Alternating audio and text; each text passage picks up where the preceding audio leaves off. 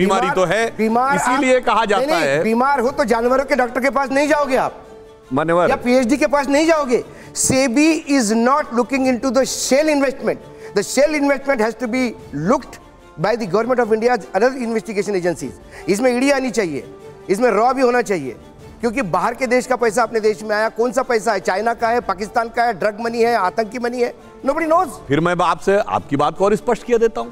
आपने कहा अगर सेबी ने प्राइमरी इन्वेस्टिगेशन में कोई चीज नहीं पाई तो ईडी में चले जाइए, मतलब आपका ब्लड टेस्ट की रिपोर्ट नॉर्मल। सर अपने आप सब्जेक्ट बदल रहे हैं। मैं सब्जेक्ट नहीं बदल रहा हूं। अशोक जी एक मिनट सुन लेते। शेल कंपनी पे सेबी की बात नहीं सही है। स्कोप क्या था? सेबी, अरे भाई कोई चीज गलत होगी, जवाब सुन लेते हैं अशोक जी, एक सेकंड जवाब माना जाएगा गलत। और अगर आप ऐसा बात कह रहे हैं देश में, तो सर एक और कंपनी है बैकहॉप्स का नाम सुना है? कौन है ये कंपनी? है कौन है इसका डायरेक्टर? कौन? वो भी शेल कंपनी हो सकती है। मान्यवर, शेल नहीं है, ये वो कंपनी जिसमें राहुल गांधी जी डायरेक्टर हो, ये ब्रिटिश कंपनी है। तो मैं शेल कंपनी बोल रहा हूं। यहाँ मैं इसलिए बात कहना चाहता हूँ, शेल कंपनी बोल रहा हूं। मैं सर शेल नहीं है वो तो। अरे शेल कंपनी में राहुल गांधी को डायरेक्टर बोल देंगे तो बहुत गड़बड़ हो जाएगा। नहीं तो ये आपको इन्वेस्टिगेशन करना होगा। मैं राहुल गांधी को मैं इन्वेस्टिगेशन की बात नहीं कह रहा हूँ, मैं डिफेंड करने। अभी एक मिनट जवाब सुन लेते हैं अशोक जी। हम एक मिनट, अच्छा एक बार आप पूरी बात बोल लीजिए। अडानी में लगे हुए इन 13-14 कंपनी का पैसे का सोर्स जानना चाहते और कुछ भी नहीं। ठीक है, एक मिनट। अब राहुल गांधी डायरेक्टर, एक मिनट सुधांशु जी, सवाल यह है कि जो इन्वेस्टिगेशन है सेबी का दायरा लिमिटेड है, उसमें और इन्वेस्टिगेटिव एजेंसीज आनी चाहिए, शायद ईडी आनी चाहिए, मे बी सीबीआई आनी चाहिए या रॉ आनी चाहिए। वो इन्वेस्टिगेशन इस दिशा में क्यों नहीं होने? सीबीआई या ईडी आना चाहिए? अब बिल्कुल बताते हैं। देखिए, अगर आप बिल्कुल टेक्निकली देखें तो प्राइमरी इन्वेस्टिगेशन सेबी करेगी, या फिर एलआईसी कहे मेरा इन्वेस्टमेंट डूब रहा है, एसबीआई कहे कि साहब मेरे पार्ट पे गलती हो रही है, शेयर मार्केट का रेगुलेटर कहे कि शेयर मार्केट में गड़बड़ हो रही है। अगर इनमें से कुछ नहीं हो रहा तो आधार क्या है? अब देखिए, आधार यह है कि हिंडनबर्ग की रिपोर्ट, वो हिंडनबर्ग जो अपने देश में खुद जांच के घेरे में है। आपको पता है अमेरिकन कोर्ट ने हिंडनबर्ग के ऊपर रोक लगा दी है कि वो किसी भी कंपनी के बारे में कोई रिपोर्ट नहीं छापेगा। क्यों? हिंडनबर्ग ने अडानी के शेयर खरीदे, शॉर्ट टर्म सेलिंग की, और अपनी रिपोर्ट के द्वारा शेयर नीचे गिराए। और ये शॉर्ट टर्म सेलिंग में जानते क्या होता है? उसके करोड़ों रुपए कमाए। जांच तो इसकी भी होनी चाहिए। और ये जानते क्या होता है? एक शेयर मार्केट में रूल है, वो ये है कि मैंने आज पैसा लगा दिया, मान लिया 100 रुपए का शेयर है, मगर मैं पेमेंट कंपनी हमको 1 हफ्ते बाद करेगी। उस 1 हफ्ते में यदि 100 रुपए का शेयर 120 का हो गया तो मेरे को फायदा, आप कंपनी को फायदा हो गया, उसको 100 रुपए देने पड़ेंगे।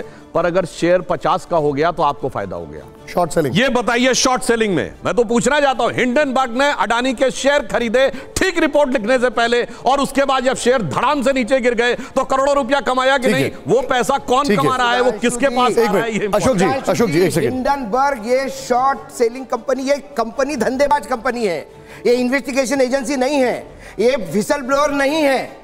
हम नहीं कह रहे कि विसल ब्लोअर है, लेकिन किसी के घर में डकैती हुई, आप बोलते हो कि डकैती हुई, मेरा कहने का मतलब है उस डकैती में इतना सारा माल मिला, वो माल कहां से आया, इसका भी इन्वेस्टिगेशन होना चाहिए। ठीक है। आप बार बार कहते हो कि उसके घर में डकैती हो गई, बताइए अशोक जी आप उसके प्रति ये कर रहे हैं। उसके घर में तो चोरी हुई है, मुझे चोरी हुई अपने जगह पे, चोर ने चोरी की अपने जगह पे, चोर पकड़ा गया, उसके पास जो 500 करोड़ कैश मिला, ये इस आदमी के घर से कैसा बरामद हुआ, मैं उस पर इंटरेस्टेड हूं। ठीक है, अब मेरा थोड़ा सा हम इस पे ज्यादा डाइग्रेस कर रहे हैं। आपने इसमें एक पॉइंट रखा, आपने कहा कि सेबी प्राइमरी एजेंसी है जिसके थ्रू, जिसके बाद ये चीजें आगे बढ़ेंगी।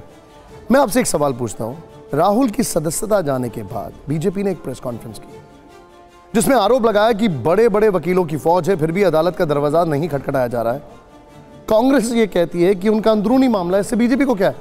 हाँ, बहुत अच्छी बात आपने कही। ये बताइए, श्री पवन खेड़ा जी के संदर्भ में तो चंद घंटों में कोर्ट पहुंच गए, और इनके यहां बड़े बड़े वकील नहीं, बहुत बड़े बड़े प्रभावशाली वकील हैं। वो तो तुरंत जेल जाने की हालत थी ना वहां पर। मेरी बात तो सुनिए, उनकी गिरफ्तारी की मांग थी, एयरपोर्ट पे रोक लिया गया था। मेरी बात तो सुनिए जी।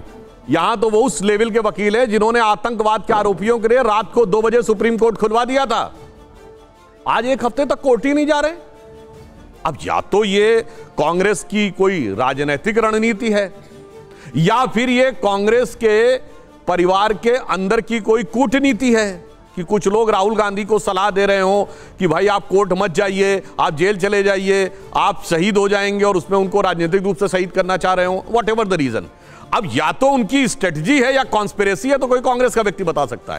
अन्यथा आप ये बात बताइए कि जब आपके पास मौका है, आज 7-8 दिन हो गए आप कोर्ट नहीं जा रहे हैं, और दूसरे केसेस में चंद घंटों में, और मैंने पुनः बताया रात को 2 बजे सुप्रीम कोर्ट खुलवा लिया था जिन वकीलों ने, उन वकीलों के फौज वाले लोग 7-7 दिन तक कोर्ट ना जाएं, रांचू जी, या फिर ये हो सकता है उन्हें पता हो। मैं आज से